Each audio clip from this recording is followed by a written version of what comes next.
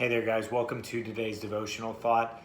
Today, we're asking the question, why does God allow bad things, or why does God allow difficult seasons to come in our life? I know this is just a natural issue that we have as believers, kind of wondering why, if God is all powerful, all loving, all knowing, that He would allow difficult seasons to come in our life. And so I heard this quote when I was in seminary, and I just always appreciate it. One of my professors said that God is more concerned with your holiness and not your happiness. God is more concerned with your holiness and not your happiness.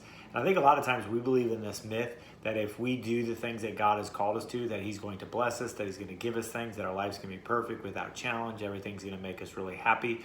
And the truth is that God's ultimate objective, God's ultimate goal, is not that you and I would be happy at the end of the story, but that we would be holy in the end of the story. And the truth is that we find holiness through difficult seasons. And so I have three kind of key things that I think Scripture teaches why people kind of go through some difficult seasons.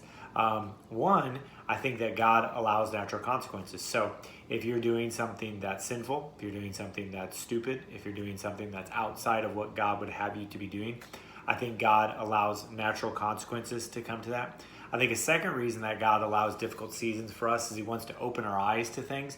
He wants us to expose us to things, to think about different things.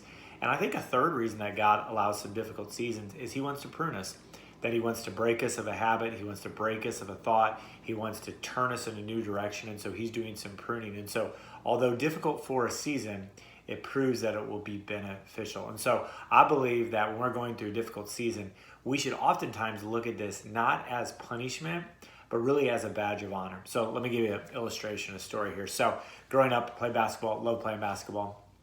My sophomore basketball coach his name was Ron Kelch. And I really liked Coach Kelch.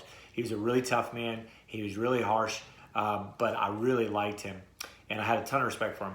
And so I think it was one of our first or second practices of the year. We're shooting in the gym, and we're getting warmed up. No real official practices going on at this point. And Coach called me over and kind of pulls me to the side, and he just said, "Hey, Joe," he said, "I just want to be really upfront with you this year. I'm going to be really hard on you because I really think you have a lot of potential. And so I'm probably going to be a little bit harder on you, probably going to yell at you a little bit more, probably going to push you a little bit harder. But the reason I'm doing that, it's not because I'm mad at you. It's because I see potential in you."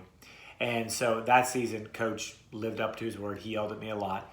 But I remember he used to always say this in practice too. He would say, "Hey, don't be worried that I'm yelling at you. Be really worried when I stop yelling at you and I stop talking to you." And I think that's so true. So years later, I became a coach, and I can echo those sentiments. I remember having students who, they just weren't going to be really good basketball players. They weren't going to make it to the next level. They weren't going to be varsity athletes.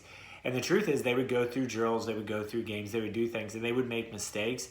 And I really wouldn't get frustrated. I really wouldn't say anything to them. I definitely wouldn't yell at them, just because I knew like this was probably the end of their road, and I really wasn't going to invest all of this energy into something that wasn't going to play at the next level.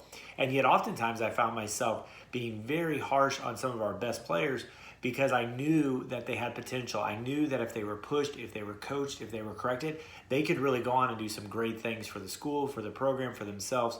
And so I really pushed them. And so oftentimes I need to remind myself that when God's allowing difficult seasons in our life, it's not because God's mad at us. It's because God sees something in us. See, God is more concerned with your holiness and not your happiness. And the reason you might be going through a difficult season is because God sees something in you, and He wants to get that out of you. So hope that helps today. Have a good day. Bye.